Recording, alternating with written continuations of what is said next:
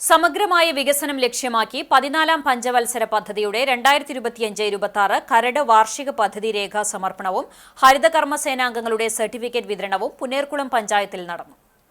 കൃഷി, മൃഗസംരക്ഷണം, ചെറുകിട വ്യവസായം, പൊതുമരാമത്ത്, ഊർജ്ജം, ദാരിദ്ര്യ ലഘൂകരണം, പാർപ്പിടം, സാമൂഹ്യക്ഷേമം, പട്ടികജാതി വികസനം, സ്ത്രീകളുടെയും കുട്ടികളുടെയും വികസനം, ആരോഗ്യം, കുടിവെള്ളം, ശുചിത്വം, വിദ്യാഭ്യാസം, മത്സ്യമേഖല, കാലാവസ്ഥാ വ്യതിയാനം, ജൈവവൈവിധ്യ മാനേജ്മെന്റ്, പരിസ്ഥിതി സംരക്ഷണം, ദുരന്ത നിവാരണം എന്നിവയിലേക്ക് പ്രത്യേക പദ്ധതികൾ ആവിഷ്കരിച്ചാണ് സെമിനാറിൽ കരട് വാർഷിക പദ്ധതി രേഖ അവതരിപ്പിച്ചത്.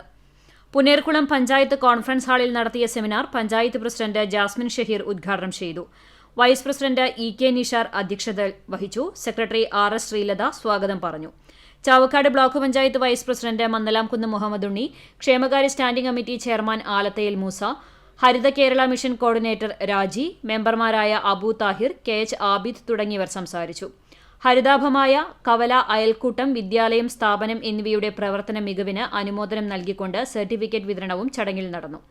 ജൈവ അജൈവ മാലിന്യങ്ങൾ ശേഖരിക്കുന്നതിൽ മികച്ച പ്രവർത്തനം കാഴ്ചവെച്ച ഹരിതകർമ്മസേന അംഗം അർച്ചനയ്ക്ക് പഞ്ചായത്തിന്റെ ട്രോഫിയും, നല്ല പ്രവർത്തനം കാഴ്ചവെച്ച വിദ്യാലയങ്ങളായ ഉപ്പുങ്ങൽ, അമൽ, കുപ്രവള്ളി, രാമരാജ എന്നീ സ്ഥാപനങ്ങൾക്കും മികച്ച പ്രവർത്തനം കാഴ്ചവെച്ച അംഗൻവാടികൾക്കും ചടങ്ങിൽ സർട്ടിഫിക്കറ്റ് വിതരണം ചെയ്തു.